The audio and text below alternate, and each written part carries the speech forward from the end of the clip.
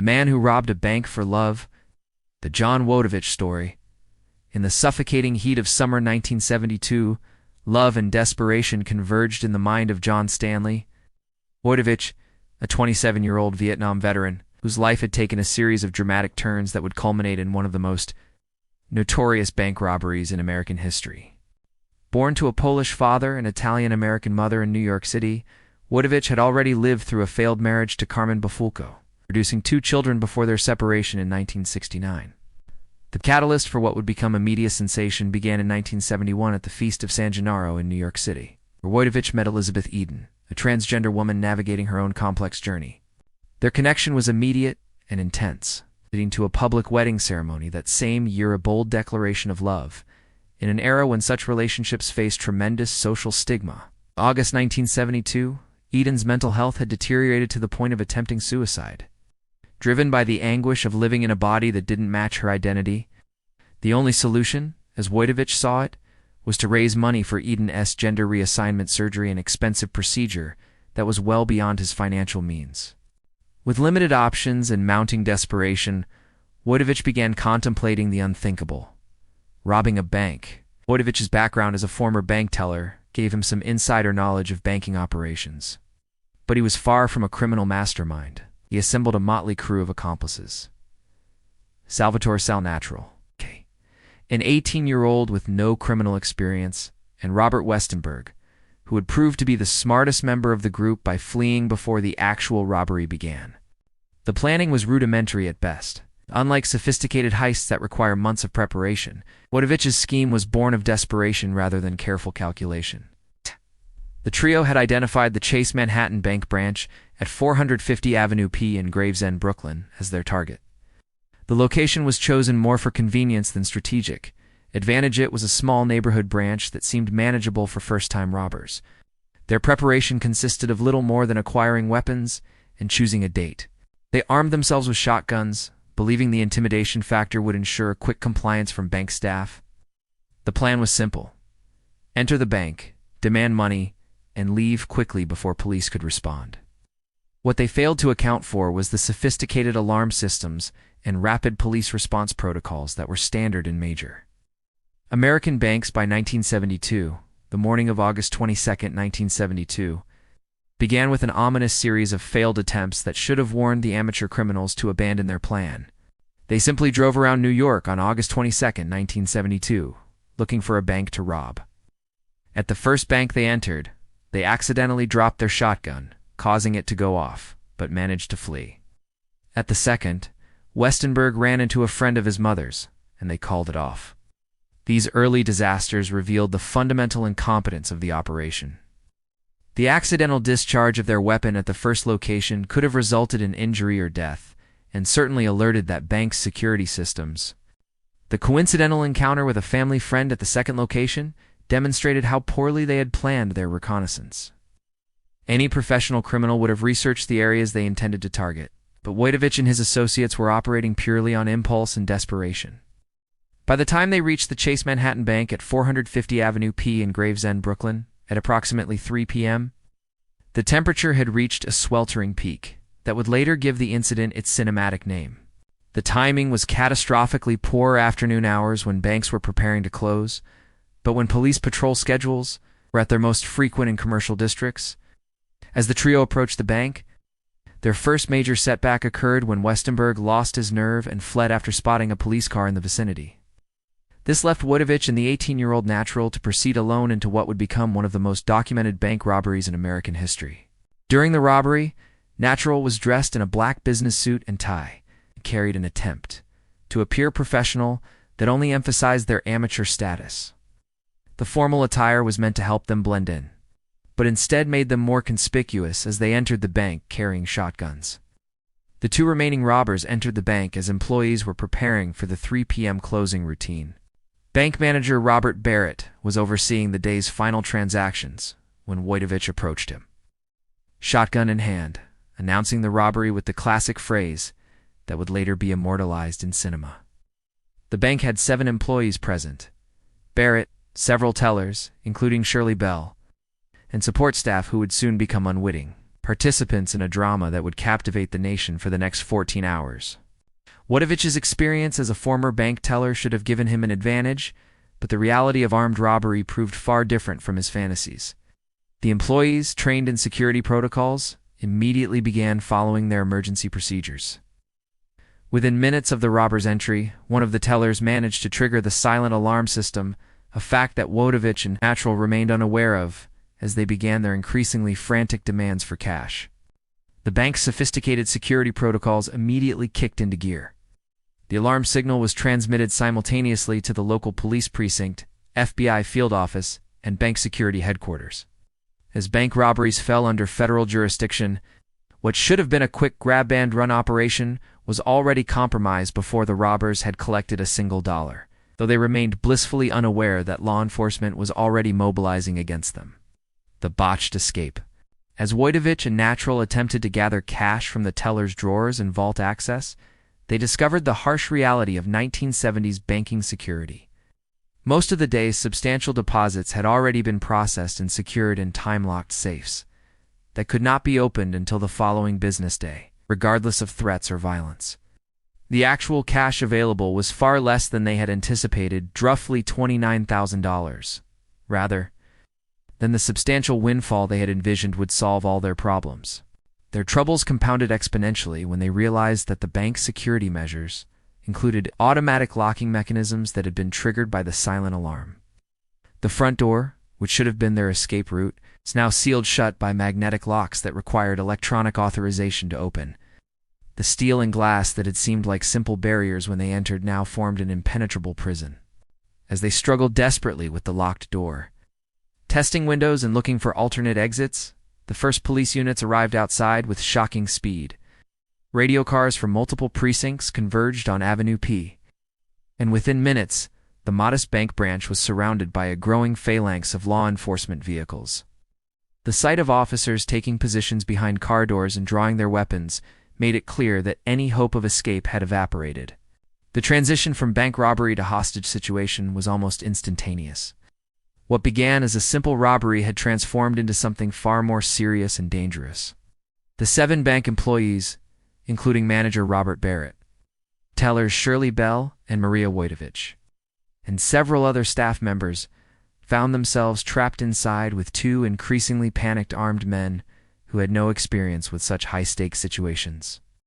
The siege mentality set in with terrifying speed. Wojtowicz, realizing that their original plan had catastrophically failed, had to adapt on the fly to circumstances that were spiraling beyond his control. His Vietnam War experience may have given him some understanding of tactical situations and how to handle weapons under pressure, but nothing had prepared him for the psychological intensity of holding innocent civilians hostage, while surrounded by law enforcement agencies with vastly superior resources and training. The bank employees, innocent victims caught in the wrong place at the wrong time, faced the trauma of not knowing whether they would survive the day. Some would later describe the surreal quality of their captivity, being held at gunpoint by men who seemed as confused and frightened as they were in a situation that none of them could have imagined when they arrived for work that morning. What made the Wojtowicz case extraordinary was not just the crime itself, but how it unfolded in the glare of media attention. By late afternoon, news trucks had arrived on Avenue P, drawn by police scanners and the unusual nature of the developing story. The siege was occurring during the height of the television news era, and the dramatic potential was immediately apparent to news directors across New York City. As the hours stretched on, Wojtowicz found himself thrust into an unexpected role, not just bank robber, but reluctant media personality. Police negotiators established communication with him. These conversations were often conducted within the earshot of the growing crowd of reporters and onlookers gathering outside the bank. The story took an even more sensational turn when Wojtowicz's motivation became public knowledge. During negotiations with police, he revealed that the robbery was intended to raise money for his partner Elizabeth Eden's gender reassignment surgery. In 1972, this was shocking information that transformed a routine bank robbery into a human interest story about love, desperation, and social marginalization. The media coverage intensified throughout the evening as television news crews provided live updates. Siege was occurring during primetime television hours, and the story was so compelling that it began to interfere with regular programming schedules. Network executives found themselves with a dilemma.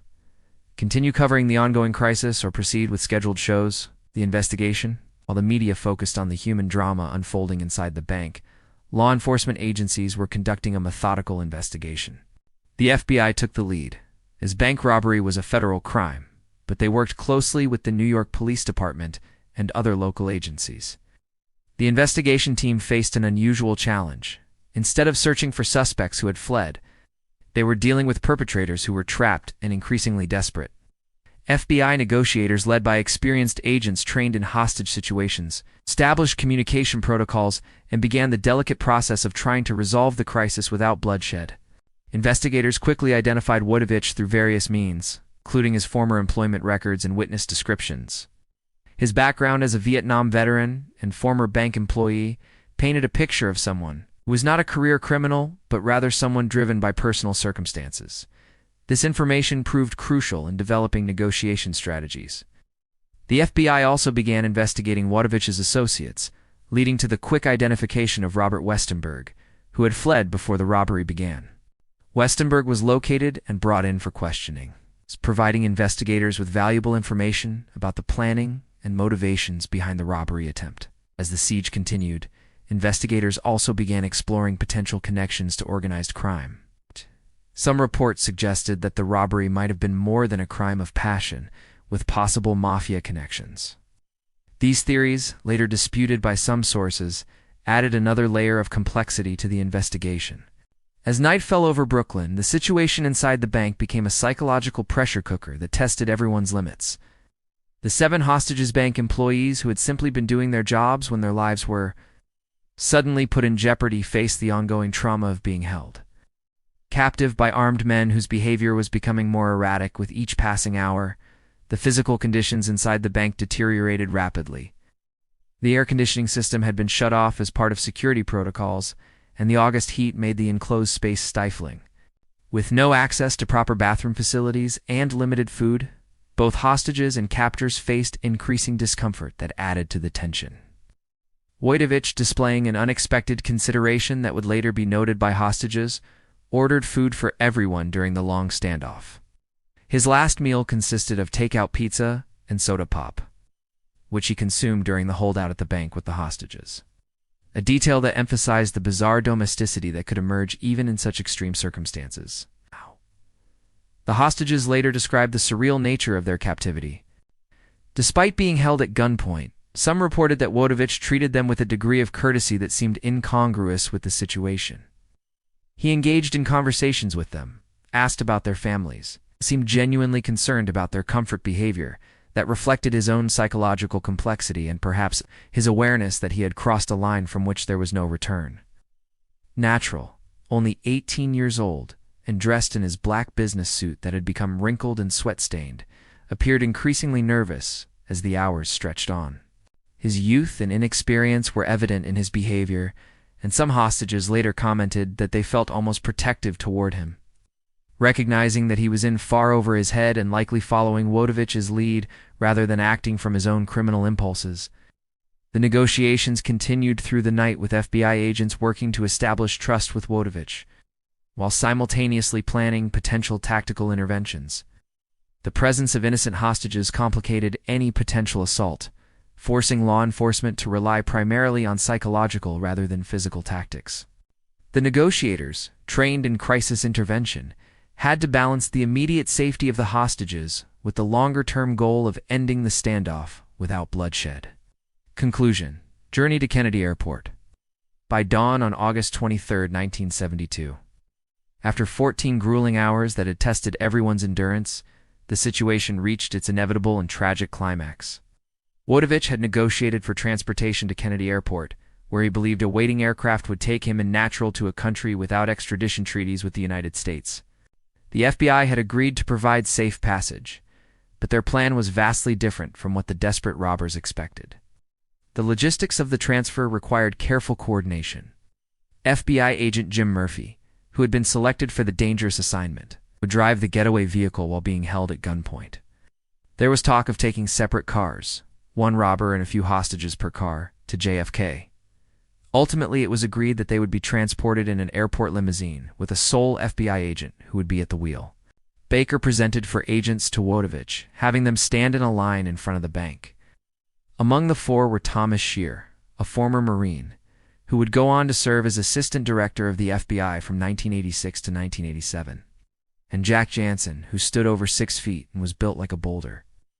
Wojtowicz looked them over and selected Murphy, perhaps because he appeared less physically intimidating than the other agents.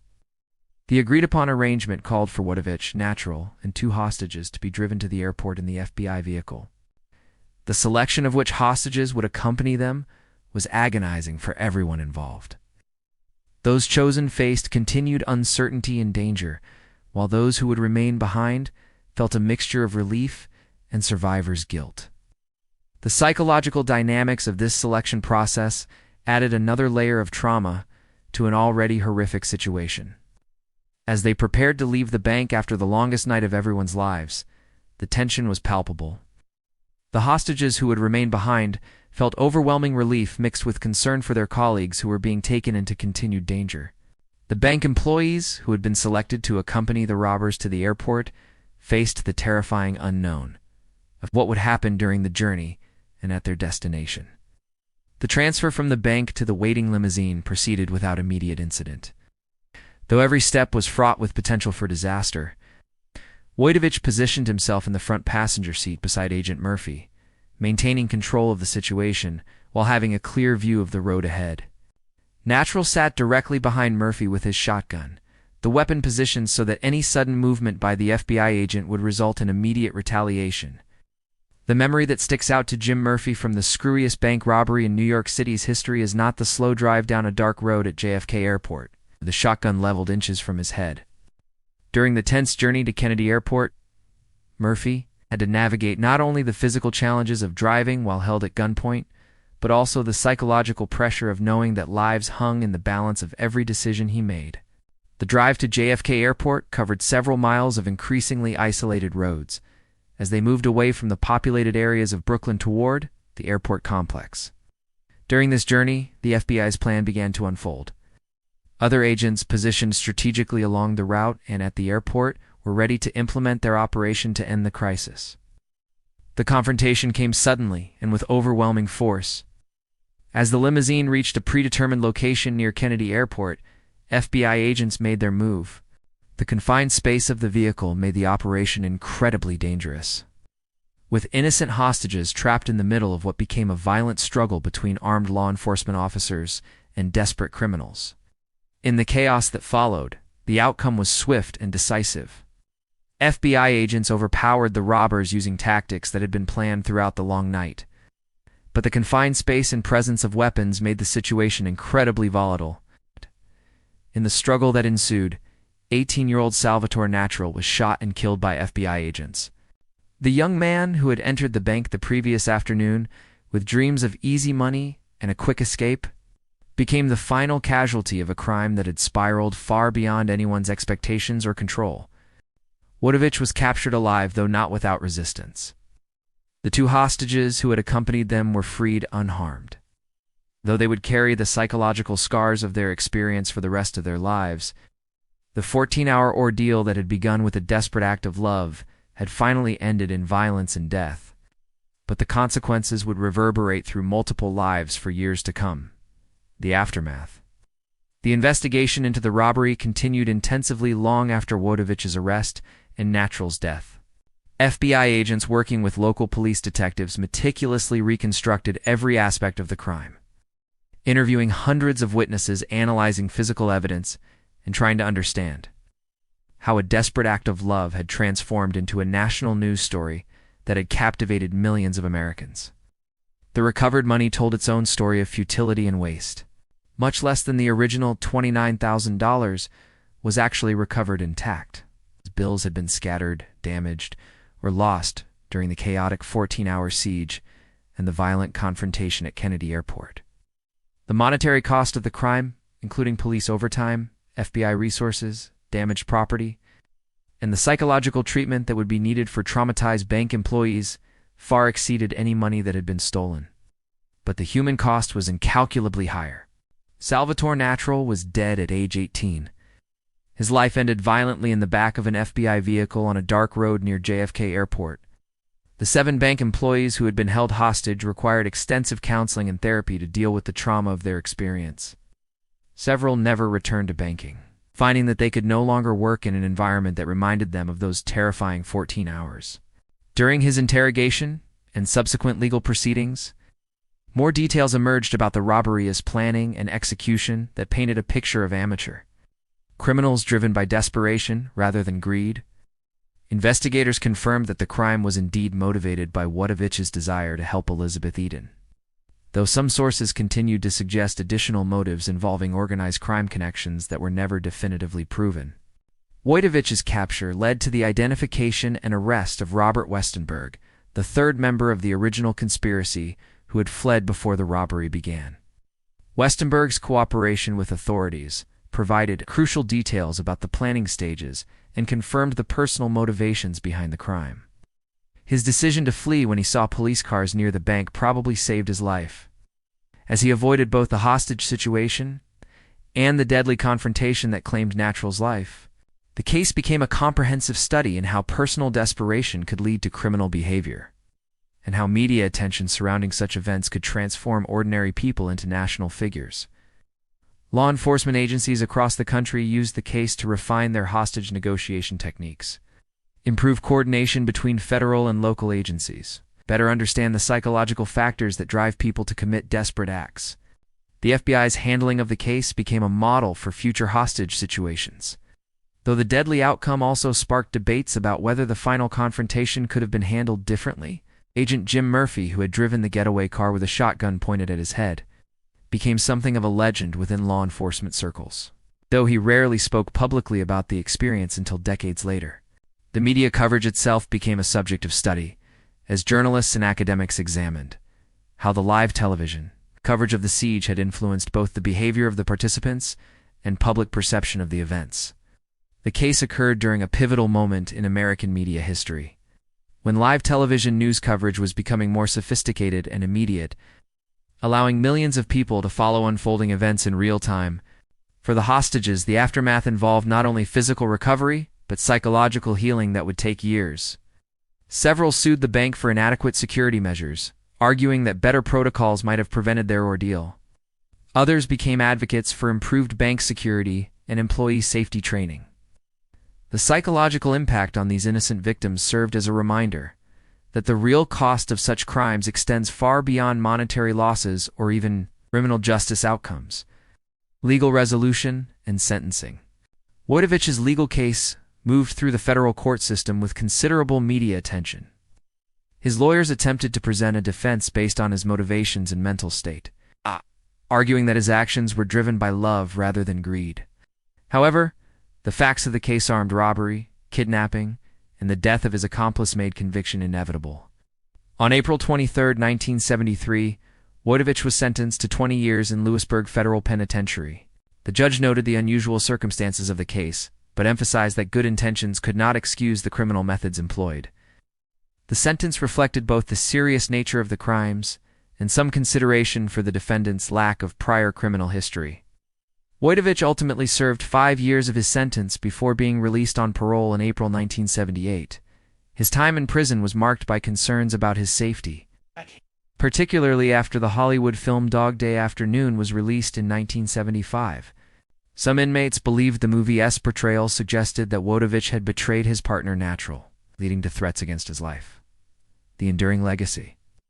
The case of John Wojtowicz became more than just another bank robbery in American criminal history. It represented a unique intersection of crime, media, sexuality, and social change in 1970s America. The story challenged conventional narratives about criminal motivation and highlighted the complex personal circumstances that could drive someone to desperate actions. The money that Wojtowicz had hoped to steal for Elizabeth Eden's surgery was never successfully obtained through the robbery, but the subsequent media attention and Hollywood adaptation ironically provided some financial benefit. Eden was able to have her surgery partially funded through the publicity surrounding the case. Though the tragic circumstances overshadowed any positive outcomes, Elizabeth Eden's story continued to be one of struggle and tragedy.